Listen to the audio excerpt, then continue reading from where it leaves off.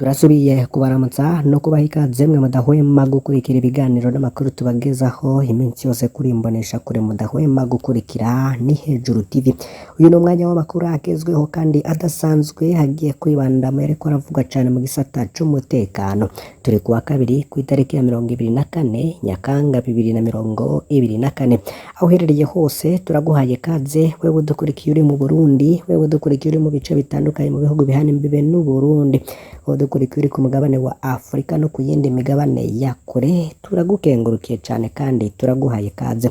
Murabimenyereye ko iminsi yose tubana namwe ku ngingo zigiye zitandukanye. Muri uyu mwanya w'amakuru twabateguriye tugaye kugaruka ku mirwano iriko irabera mu kibira. Ni henshi wewe uriko uratwumviriza kuri imbonesha kure ya Hejuru TV wumvirije amakuru avuga ko hari abasirikare b'u Burundi abari mu mitwe yitwaje ibigwanisho FDLR, FLN hamwe n'imbonerakure, ubwiyo ni imigwi ine bivugwa ko hafi ya 200 bamaze kugwa mu mirwano iriko irabera mu kibira, ndetse abandi bakaba barabuzwe irengero. Kuri Hejuru TV natwe twabakoreye amatohoza kugira ngo mumenye byinshi bigiye bitandukanye kuri ayo makuru hariko vugwa irya nino mu bimenyesha makuru no ku mbuga ngurukana abumenyi. Imventura rero nayo bwikomeje operation Sliance ikaba yarareshinwe n'abahibu bari mu major, ari nako ikomeje kwicoma yegera n'igisagara. Turaza kugaruka rero kuri urwo rupfu ruteye amakenga rw'ivyabereye mu kibira, aho hari no mu majoro w'umurundi yoba yaritavye Imana ari mu mirwano. Byose ntuze gucikwa, vyonda kuri subscribe canke sabone niba utari wafyonda ko, wibuke no kubisangiza abagenzi bawe kugira badacikwa n'amakuru tubagezako. Ariko haribazwa ngo mbega ukuri koba ari ukuhe ku makuru ariko bandanya kuvugwa ku mbuga ngurukana bumenyi n'ibimenyesha makuru kuri operation Sliance mu kibira. Bivugwa ko hari abasirikare b'u Burundi FDLR, FLN hamwe n'imbonerakure boba baraguye muri iyo mirwano, birateye amakenga. Leta y'u Burundi rero ntiremeza aya makuru ku mugaragaro canke ngiyahakane. Aya makuru rero ava mu masoko yacu akaba yemeza ko hari n'ibiziga by'abasirikare ku bubu biri mu bitaro vya gisirikare mu Kamenge, ubwo ni mu gisagara ca Bujumbura. Abasirikare bishwe ngo barimwe bo mu ngabo za leta y'u Burundi FDNB, harimo abo mu barwanyi bo mu nyishamba za FDLR zirwanya ubutegetsi bw'u Rwanda, harimo kandi ibiziga vy'imbonerakure hamwe n'abandi, ndetse birakekwa ko abo bose bari muri iri shamba rya Kibira mu mugambi wa leta y'u Burundi wo kubandanya guhuriza hamwe abarwanyi kuyifasha mu mugambi bafise wo kuba yakora igitero ku gihugu cy'u Rwanda. Abasesanguzi bagakeka ko izo ngabo zishobora kuba zarishwe biturutse ku gusubiranamwo hagati yabo no gutumvikana hagati yazo.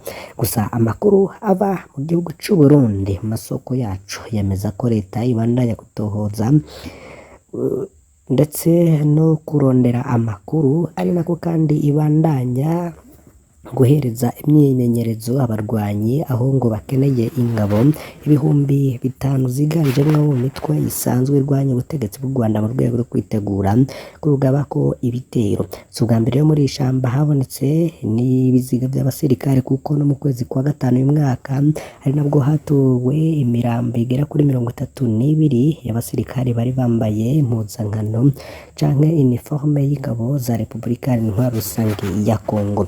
Ico kinyamakuru Bwiza niko gisigura. Gusa ku rundi ruhande Pacifique Ninahazwe nawe kuri uyu mugoroba bahejeje gutangaza inkuru y'umumajoro w'umurundi yitwa Major Renovanda Yizeye yoba yapfuye. N'abasirikare b'u Burundi rero 4 nabo baherutse gupfa bapfire muri Nord Kivu, ariko bikaba bivugwa ko boba bakubiswe n'inkuba. Amakuru rero dufise avuga ko hari n'abashika 12 boba bagwariye mu bitaro by'abasirikare mu bakomerekejwe n'inkuba nyene. Ibintu by'ivyo nkuba rero biranatangaje, kuko muri uku kwezi kw'icenda gusa iyo nkuba imaze gukubita abasirikare b'u Burundi muri Nord Kivu inshuro 4 ku birindiro bitandukanye. abasirikare rero bagize aho bibaza ko atari inkuba isanzwe ahubwo ngo n'amangetengete y'abakongomani boba bashavuzwa n'abasoda barengera mu matongo yabo guca ibiti vy'inkwi bakavyiha batarishe, ariko rero ngo biranagoye no gutahura ingene aba bamangetegete boyakoresha ku basoda b'u Burundi ntibashobora kuyakoresha ku bandi.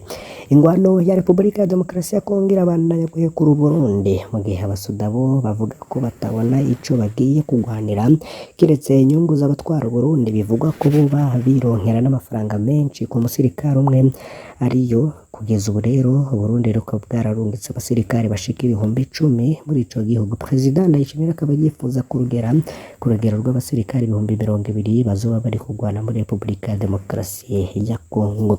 Makuru rero atigeze abeshozwa avuga ko Perezida Ndayishimiye aronka amadolari ibihumbi 5 ku musoda wese ari muri Repubulika ya Demokarasi ya Kongo.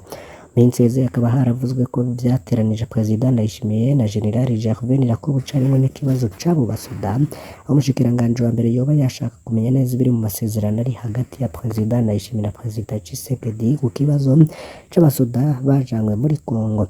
Turabujeje rero n'umuryango Major de Novanda yizeye n'imiryango y'abandi basirikare batemwe n'iyo nkuba ndetse bagwaye turabifurije gukira. Gusa rero hari n'inkuru tubandanya kubatohoreza ku mutekano cane cane ibiriko birabera mu kibira. Niyo nkuru rero twari twashimye kubagezaho bwa mbere, irabana n'umusoda yoba yarapfuye muri Repubulika Iharanira Rusange ya Kongo hamwe n'iyo operation Silence yo mu kibira, aho abasirikare imbonerakure aba FDLR n'aba FLN boba baraguye mu mirwano ikomeye cane. Mu yandi makuru twabateguriye, Perezida Evaristo Ndayishimiye amenyesha ko abarundi batazokwisasumisha bizobagora kuronka ikarata karangamuntu ikozwe mu buhinga bwa none canke biometrique, kubera rero batazoba bari ku rutonde rw'abarundi. Ibi yabishikirije rero mu ntara ya Butanyerera. Umukuru w'igihugu Evaristo Ndayishimiye akaba asaba abarundi bose kwisasumisha muri rusasuma ruriko rurakorwa mu gihugu cose. Mu gihe rero kuwa gatanu yariko atanga inyigisho ku ndongozi, abakozi ba leta batowe ku itegeko ry'umukuru w'igihugu ndetse bari barimwo mu ntara nshasha ya Butanyerera Ngozi, yamenyesheje ko abarundi batazokwisasumisha bizobagora kuronka karangamuntu ikozwe mu buhinga bugezweho kuko batazoba bari ku rutonde rw'abarundi bose. Ivyo biruko mu gihe rusansuma rw'abanyagihugu, uburaro, uburimyi n'ubworozi ruzorangira igenekezo rya 22 Nyakanga 2024. Nicolas Ndayishimiye arongoye ibiro bijejwe rusansuma akaba amenyesha ko rusansuma ari itegeko, abatarisansumisha bongewe n'iminsi 5 ngo babe bahejeje kwisasumisha gushika kuwa 27 Nyakanga 2024. Inyuma yaho byari bitegekanijwe ko rusansuma irangira kuri w'Imana twaraye turangije kwigenekezo rya 22 Nyakanga 2024, ariko inama nkuru yo mu rw'igihugu jejwe bya rusansuma y'abanyagihugu y'uburaro, uburimyi n'ubworozi yarayongereje ikiringo cyo kwisasumisha gushika kuri 27 Nyakanga 2024 kugira atarisasumisha baronke umwanya uhagije. Nicolas Ndayishimiye arongoye ibiro bijejwe rusansuma akaba amenyesha ko rusansuma ari itegeko ata murundi n'umwe asabwa gusigara inyuma atisasumishije. Nayo rero ku bakozi bahejeje rusansuma bakaba basabwa gusubiza ibikoresho by'akazi bahawe na leta. Ikindi rero cibonekeza nuko ntara nshasha ya Bujumbura iza mu kibanza ca nyuma ku bice 96 n'uduce tubiri kwamaze kwisansumisha, nayo intara ya Buhumuza iza mu kibanza ca mbere ku bice 99 n'uduce 7%, nayo imiryango yose imaze gusansumwa mu gihugu ikaba ingana n'ibice 99 n'uduce 7%. Aya makuru tuyabandanirize ku bindi biriko biravugwa mu bimenyesha makuru bigiye bitandukanye. Reka tugere mu kinyamakuru SOS Media Burundi bandika ku nkuru zigiye zitandukanye. Reka rero tubageze ko iyi bagarutse ko bavuga ko igipolisi cirukanye abarundi barenga 60 bagizwe hanini n'abana. Ni igipolisi catanze rero cashikiriza abana b'abarundi ndongozi z'u Burundi ku rubero rwa Mugina muri komine Mabanda y'intara y'Amakamba mu bunaruko bw'u Burundi kwa kabiri uheze. Abandi barundi rero 29 harimwo abana batoya birukanwe bukeye ku bwamwe mu masoko mu gipolisi abarundi rero barahagaritswe barafungwa imbere yo birukanwe bose rero bari bahagaritswe mu mukwabo w'igipolisi wakozwe ku ngo zikoresha abana muri district ya Kasuro mu buraruko bushira uburengero bwa Tanzania ku bw'amasoko yacu. Abana rero bisanze muri Tanzania nyuma yo guhendwa na bamwe mu barundi ko bazobaronkera akazi. Mu kwinjira muri Tanzania ngo twaciye amayira y'ibinywa bitandukanye niko umwe muri abo bana birukanwe ku bwa kabiri uheze yashinga intahe. Bamaze gushikanwa muri Tanzania ababahanahana nibo babagabura. Abana rero bashikanwe kuri bibi barushe cane bashonje cane bihebuye niko n'isoko mu gipolisi ryabwiye SOS Media Burundi. Imvo nuko ngo birukanwe bamaze iminsi 3 bafungiwe mu nyamaswa mu busho bwa Tanzania. Komine Mabanda ikaba ikora kuri Tanzania yakiriye abo bana kuri bibe yarafashe no kubunguruza gushisha kuri komisariya y'igipolisi ca komine.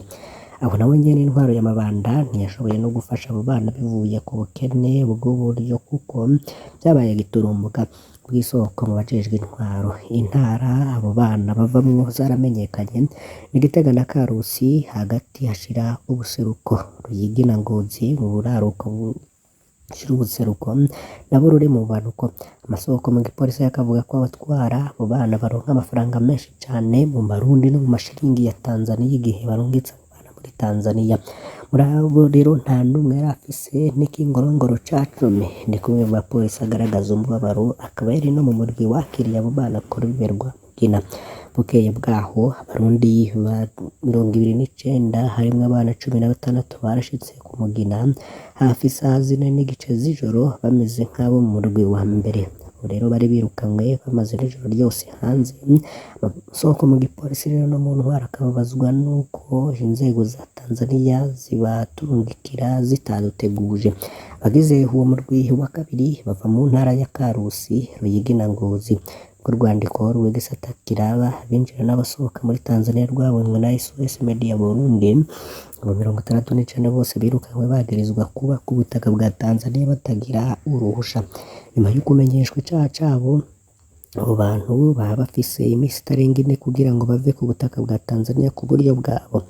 Ntibitomoye neza nimba abo bantu bataratangishijwe hatabo canke nimba baratanze biturire. Umugenzo wabaye usanzwe muri Tanzania muri iyi minsi mu gihe hariko harafatwa abarundi. Igihe abarundi rero birukanwe na Tanzania bajejwe intwaro n'abapolisi mu mazone yo ku Rwibe haragira intonde z'abirukanwe mbere yo kubarungika mu bice bavukamwo. Venadeb nishiramwe riharanira agateka k'abana rirashima iyirukanwa ry'abo bana ariko ribabazwa ariko n'ukuntu birukanwa. Ku ruhande rero rw'ishiramwe rijejwe kurwanya urudandazwa rw'abantu ONLCT Wetofred ngo harageze ko indongozi z'Uburundi zifata mu mirimo ikibazo. Uriserukirane Prime Mbarubukera akabasaba gutanga itegeko kuri komite wikimwe bose mu ntara zihana rubibe na Tanzania urishiriza kuba maso mu kurwanya ibikorwa by'abatwara abana b'u Burundi berekeza muri Tanzania. Irashiramwe rero rikabasaba kandi leta korosha ibisabwa mu kuronka impapuro z'inzira rikabona ko uko intambwe zo gusaba izo mpapuro ari ndende kandi ziruhisha ariko ziba rwitwazo rutuma haba urudandazwa ndengambibe rw'abantu rurwira kandi n'abafata ingendo bidaciye mu mategeko biyongera. Ubwuzerukira Burundi Kijomba ni buraruko bushira uburengero bwa Tanzania Jeremy Kekenwa abandi batari munsi y'amajana 6 bari bafunzwe mu karere ka Kigoma gushika mu mpera za Rusama guheze. Yo yandi makuru hariko haravugwa cane muri uyu mugoroba mu bimenyesha amakuru bitandukanye. Mu kinyamakuru Boronga bavuga ko ngo mwimbo w'ikibazo ca leta cyo mu mwaka w'icenda wagabanutse hagati y'ibice 5 na 10% mu mwaka w'ishuri ya 2023 ushiriwe 2024. Umushikiranganje w'indero François Habyarimana niwe amenyesha nk'intambamyi ziri mu gisata c'indero hari byo bituma haboneka mwimbo muke mu bibazo vya leta. Yabishikirije yishura ku bibazo by'abakenguza amateka kuri 24 Nyakanga 2024 asigura ko bimwe mu mizi ituma haboneka umwimbo muke hari ubukene bw'abigisha aho henshi bakoresha bakutsa kibina bakorera ubushake ugasanga nta musaruro mwiza batanga kuko bagoma muri turya na turiya barondera ubuzima. Ubukene bw'abigisha n'ibikoresho mfanyagisho cane mashuri y'ubuhinga n'ay'imyuga abigisha bamwe badafise ubumenyi n'ubuhinga bukwiye kuko bize mu bihe vy'intambara hamwe n'ubukene bw'ibirasi nivyo bijana, ahubwo rero mu minsi yahera abanyeshuri basubirayo, ariko ubu usanga hari imirwi ibiri ikoresha ikirasi kimwe, umwe ukiga imbere y'umutaga uwundi nawo inyuma y'umutaga. Izindi ngorane rero ziri muri ico gisata ngo nta gashahara kadashemeye kubigisha, bituma rimwe na rimwe baheba akazi. Aho rero akabona ko uburyo bwagenewe ico gisata bwokongerezwa n'abigisha bakongerezwa. François Habyarimana akamenyesha ko muri uyu mwaka hategekanijwe guha akazi abigisha 630 mu gihe hari hakenewe bashika 12,000, ni ukuvuga ko buri komine izoronswa abigisha bashika kuri 5. Tukengurukiye mwe mwese mudahwema gukurikira ibiganiro n'amakuru tubagezaho, mbasabe kugira ngo ntimuze gucikwa n'andi yose tuza kubagezako muri uyu mugoroba ku makuru ariko haravugwa mu bisata bitandukanye hirya no hino mu gihugu c'u Burundi. Imana ibahezagire.